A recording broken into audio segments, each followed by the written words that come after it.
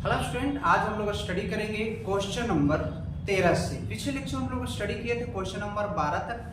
तो question number आपको 13 में क्या कहता है, हम लोग स्टडी कर रहे हैं board of point of view से मोस्ट इंपॉर्टेंट क्वेश्चन। और ये आपको क्वेश्चन मैं बता रहा हूँ लॉन्ग क्वेश्चन जो है, ठीक है, या तो वो बोर्ड में पूछ चुका है या तो आपको board of point of view से इंपॉर्टेंट है आने वाला क्वेश्चन है, ठीक है। तो हम लोग देखते हैं कि आज का पहला क्वेश्चन, और ठीक है हम लोग पिछले लेक्चर हम लोग स्टडी किए थे क्वेश्चन नंबर 12 तक। तो आज हम लोग 13 से शुरू करते हैं। तो क्वेश्चन नंबर 13 में आपको क्या कहता है, क्वेश्चन नंबर 13 में आपको कहता है गॉस के नियम से कूलाम का नियम व्युत्पन्न करें। कह रहा है कि कूलाम का नियम आपको निकालना है, ठीक है, उसके लिए डेरिवेशन निकालना, फॉर्मूला निकालना है, किसका यूज करके, तो गॉस के नियम का यूज करके। तो फर्स्ट ऑफ ऑल हम लोग क्या किए हैं, एक गोला का निर्माण किए हैं। क्या किए हैं हम लोग, एक गोला का निर्माण किए हैं। गोला का केंद्र O है और O से R दूरी पर एक बिंदु P स्थित, ठीक है। O पर Q1 आवेश स्थित है और P पर Q2 आवेश स्थित है। ये सतह का क्षेत्रफल कितना है, ds, और विद्युतीय क्षेत्र की तीव्रता A है। तो कहता है क्या कि माना कि O केंद्र वाला एक गोला है। मान के चले कि O केंद्र वाला एक क्या है, गोला है, जिसकी H से दूरी यानी केंद्र O से दूरी कितना है, R है, ठीक है, और एक बिंदु R दूरी पर क्या है, P स्थित है। तो कहता है कि यदि सतह का क्षेत्रफल ds है, यदि सतह का क्षेत्रफल कितना है, ds है, तो विद्युतीय फ्लक्स तो क्या होता है, विद्युतीय क्षेत्र गुने सतह का क्षेत्रफल फाई बराबर E इंटू 4πr², ठीक है। क्या कहता है यहाँ पर, गॉस के नियम से आपको गॉस नियम का यूज करना है, ठीक है, उससे कूलाम का नियम निकालना है। गॉस पर में फाई बराबर Q बाई एप्सिलॉन नॉट, आवेश कितना है Q1, इसलिए फाई बराबर Q1 बाई एप्सिलॉन नॉट, ठीक है। अब यहाँ पर ध्यान दीजिएगा, समीकरण 1 और 2 दोनों तो विद्युतीय फ्लक्स है। तो यहाँ पर समीकरण 1 तथा 2 से फाई कैंसिल, E गुने 4πr² और Q1 बाई एप्सिलॉन नॉट, ये गुना कर रहा है, उधर ले जाइएगा तो भागा, तो E बराबर निकल गया 1/4πε0 Q1/r²। कहता है यहाँ पर यदि बिंदु P पर Q2 आवेश स्थित है, बिंदु P पर क्या स्थित है, Q2 आवेश स्थित है, तो लगने वाला बल बराबर Q इंटू E, ठीक है, बल बराबर आवेश गुने विद्युतीय क्षेत्र, एक पे Q2 आवेश, विद्युतीय क्षेत्र E का वैल्यू कितना 1/4πε0 Q1/r²। एफ का वैल्यू निकल गया 1/4πε0 Q1 Q2/r²। इसी को हम लोग क्या कहते हैं, कूलाम का नियम कहते हैं। यानी गॉस प्रमेय को यूज करके कूलाम का नियम प्रूफ करने के लिए कहेगा, इस प्रकार हम लोग प्रूफ करेंगे।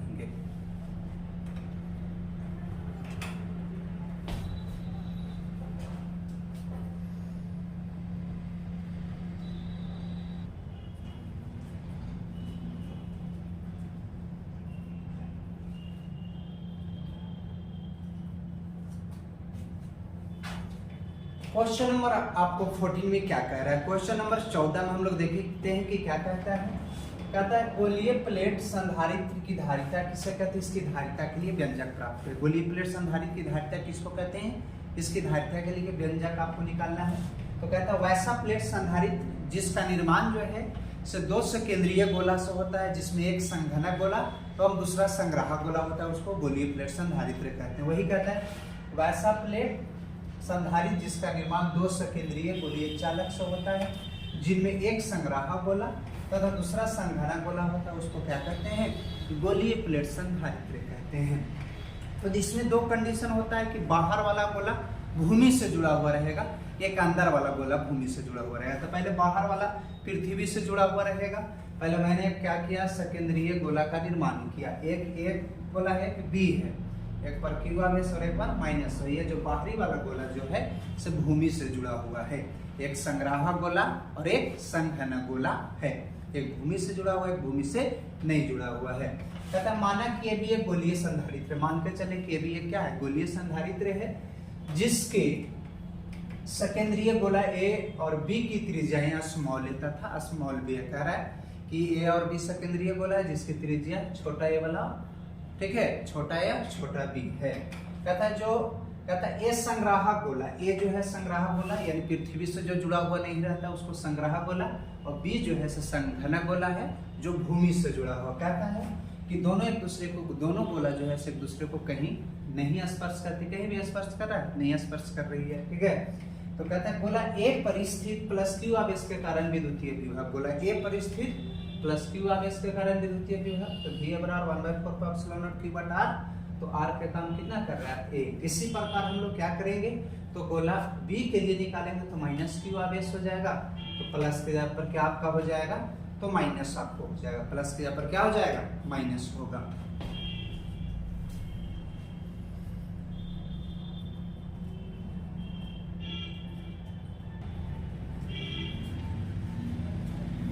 तो कहता है गोला B पर स्थित माइनस Q आवेश के कारण विद्युतीय विभव, तो V बराबर 1/4 pi epsilon not Q by कितना, तो B हो जाएगा minus Q by B।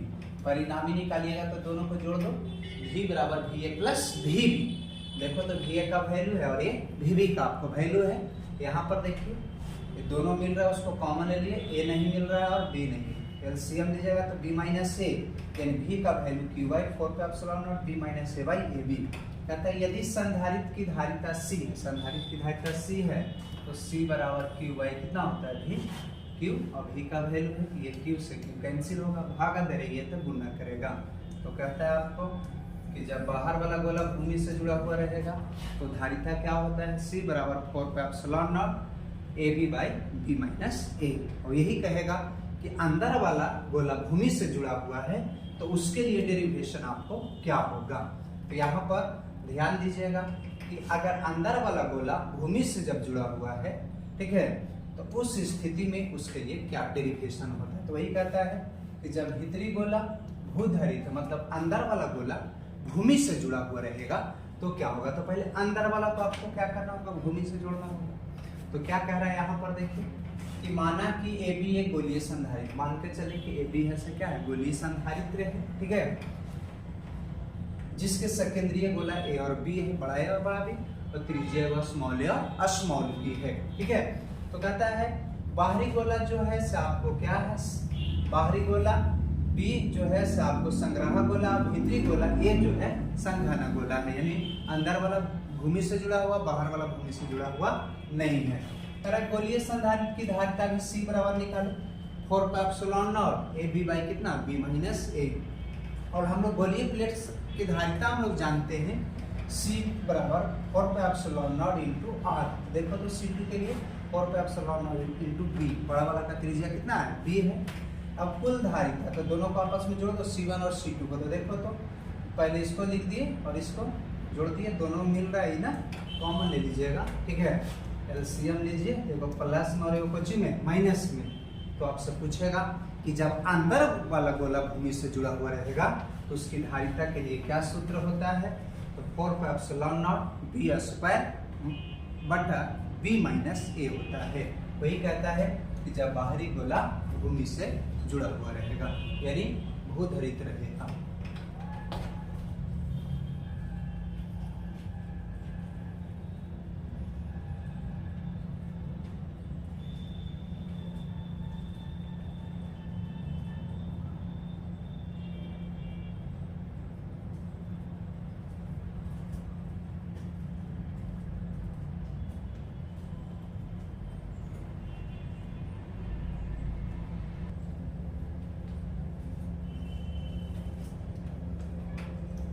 Question number आपको 15 में क्या कहता है, किरचॉफ के नियम को लिखे, किरचॉफ के नियम के साथ व्हीटस्टोन-ब्रिज के लिए व्यंजक। कह रहा है किरचॉफ का नियम क्या होता है और किरचॉफ के नियम को यूज करके व्हीटस्टोन-ब्रिज के लिए क्या व्यंजक होता है, ये आपको बताना है। तो कहता है कि जो धारा और विभवांतर के बीच संबंध स्थापित करता है जटिल विधि द्वारा, उसे क्या कहते हैं, किरचॉफ का नियम कहते हैं। वही कह रहा है किसी जटिल विधि द्वारा धारा एवं विभवांतर के बीच संबंध बतलाता है, उसे हम लोग क्या कहते हैं, किरचॉफ का नियम कहते हैं। किरचॉफ के दो नियम होता है, एक जिसको हम लोग किरचॉफ फर्स्ट लॉ बोलते हैं, बिंदु का नियम बोला जाता है, जंक्शन का नियम कहा जाता है, और एक आपको किरचॉफ का दूसरा। पहला नियम कहता है किसी चालक में किसी बिंदु पर, किसी चालक में किसी बिंदु पर मिलने वाली विद्युत धारा का बीजगणितीय योग 0 के बराबर होता है, उसको हम लोग क्या कहते हैं, किरचॉफ का पहला नियम, अर्थात सिग्मा I बराबर 0। कह रहे हैं किसी चालक में किसी बिंदु पर मिलने वाली विद्युत धारा का बीजगणितीय योग 0 के बराबर होता है, अर्थात सिग्मा आई बराबर 0, हम लोग इसको किरचॉफ का नियम कहते हैं। अब यहाँ पर ध्यान दीजिएगा, कह रहा है कोई हम लोग डायग्राम बनाए हैं, आने वाली धारा है और जाने वाली, तो वही कहता है कि P की ओर आने वाली धारा धनात्मक, आने वाली धारा धनात्मक, और उसके विपरीत दिशा में जाने वाली धारा को ऋणात्मक माना जाए तो किरचॉफ का प्रथम नियम क्या होता है, सिग्मा आई बराबर 0। तो ध्यान देने की बात है, I1 आ रही है प्लस में, I2 आ रही है प्लस में, I3 जा रही है माइनस में, I4 भी जा रही है, I5 भी, तो सब माइनस में हो गया बराबर 0। माइनस को उधर ले गए तो प्लस में, ठीक है। आने वाली कुल धारा जाने वाली कुल धारा के बराबर हो गया, इसलिए ये किरचॉफ का पहला नियम जो है इसे किसका पालन करता है, आवेश संरक्षण के नियम का पालन करता है। आने वाली कुल धारा जाने वाली कुल धारा के योगफल के बराबर होता है, यानी किसी चालक में किसी बिंदु पर मिलने वाले विद्युत धारा का बीजगणितीय योग 0 के बराबर होता है, किरचॉफ फर्स्ट लॉ, ठीक है। अब हम लोग चलते हैं दूसरा नियम। कि दूसरा नियम हम लोग किसको कहते हैं, यहाँ पर थोड़ा सा केयर कीजिएगा। कहता है किरचॉफ का दूसरा नियम, किसी बंद विद्युत परिपथ में प्रत्येक भाग में प्रवाहित होने वाली धारा तथा उसके प्रतिरोध के गुणनफल का बीजगणितीय योग परिपथ में कुल विद्युत वाहक बल के बराबर होता है। कह रहा है किसी परिपथ में प्रवाहित धारा और प्रतिरोध का गुणनफल, धारा और प्रतिरोध का गुणनफल कुल विद्युत वाहक बल के बराबर होता है, उसको किरचॉफ का दूसरा नियम कहते हैं। या फिर किसी बंद परिपथ में, किसी बंद विद्युत परिपथ में विभवांतर का बीजगणितीय योग 0 के बराबर होता है, उसको भी किरचॉफ का दूसरा नियम कहते हैं, यानी V बराबर आई आर।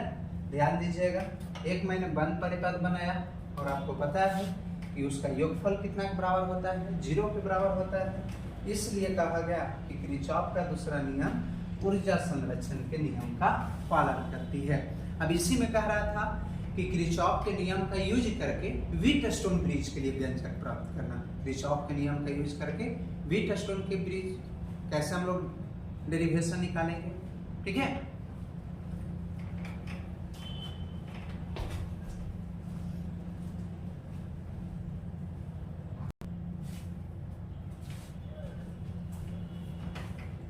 कह रहा है व्हीटस्टोन ब्रिज को यूज करके आपको, ठीक है, क्या कहता है किरचॉफ के नियम को यूज करके व्हीटस्टोन ब्रिज के लिए व्यंजक। तो क्या कह रहा है कि यदि 4 प्रतिरोधों को एक चतुर्भुज की चारों भुजाओं के रूप में जोड़ा जाए तथा 2 परस्पर सम्मुख बिंदुओं के बीच एक गैल्वेनोमीटर तथा शेष 2 सम्मुख बिंदुओं के बीच एक सेल लगा दिया जाए, इस प्रकार की व्यवस्था को व्हीटस्टोन ब्रिज कहा जाता है। ABCD एक चतुर्भुज है, ABCD एक चतुर्भुज है जिसकी 4 भुजा AB BC, ठीक है, AD और CD है। एक प्रतिरोध P है, एक Q है, एक R है और एक S है। एक में I1 विद्युत धारा, I2 I3 I4 विद्युत धारा प्रवाहित हो रहा है। तो यहाँ पर ध्यान दीजिएगा, बंद परिपथ ABDA, देखो तो ये पूरा ऐसे घूमेगा ना, तो क्या कहता है किरचॉफ का दूसरा नियम, सिग्मा V बराबर आपको 0 होता है। सिग्मा V बराबर क्या होता है, 0। V बराबर I1 धारा प्रवाहित हो रहा है, प्रतिरोध P, इसलिए I1P। IG संतुलित है ना, तो आपको पता है कि IG का वैल्यू कितना होता है, 0। संतुलन अवस्था में IG का वैल्यू कितना के बराबर होता है, 0 के बराबर, क्योंकि उसमें विद्युत धारा प्रवाहित नहीं हो रहा है, इसलिए वो संतुलित है, ठीक है। ये वैल्यू तो 0 हो जाएगा। और देखिए ऐसे उल्टा घूम रहा है ना, इसलिए माइनस हो गया, तो माइनस को उधर लेके जाओगे प्लस में। IG का वैल्यू 0 थे, पूरा 0 हो गया। ये देखिए गुना कर रहा है, इनका ये भाग है, गुना कर रहा है, Q लगे I1 बटा I3 बराबर R बटा P। उसी प्रकार बंद परिपथ किसमें चल रहा है, वाला BCDB। किरचॉफ का दूसरा नियम, सिग्मा V बराबर 0, V बराबर IR। तो देखिए I1Q, तो देखिए I1Q, I4S, ठीक है, माइनस में I4S और माइनस IGRG, इसका वैल्यू 0 हो गई, माइनस में उधर प्लस में, तो ये I2 बटा कितना I4, ये गुना कर रहा है तो उधर लेके जाइएगा भाग।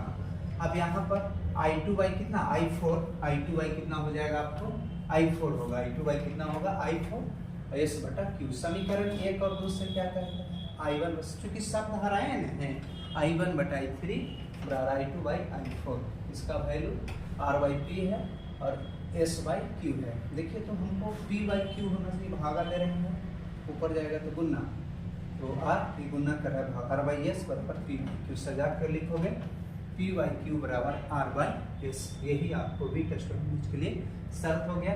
जैसे बोलते हो ना I1 बटा I2 बराबर I3 बाई I4। आप पर निर्भर करता है कि जो रेजिस्टेंस हम पी क्यू आर माने हैं तो पी क्यू आर एस, तो पी बाई क्यू बराबर आर बाई एस। तो आपसे कहेगा कि किरचॉफ के नियम को व्हीटस्टोन ब्रिज के लिए शर्त लिखें या शर्त प्राप्त करें, तो पी बाई क्यू बराबर R by S, R1 by R2 बराबर R3 बाई R4। ठीक है, तो ये हम लोग स्टडी कर रहे हैं मोस्ट वीवीआई क्वेश्चन जो बोर्ड पॉइंट ऑफ व्यू से इंपॉर्टेंट है, ये लॉन्ग क्वेश्चन आंसर है। ठीक है, तो नेक्स्ट जो है क्वेश्चन नंबर 16 हम लोग नेक्स्ट लेक्चर में स्टडी करेंगे। तो आज बस इतना ही। Thanks watching this video. जय हिंद।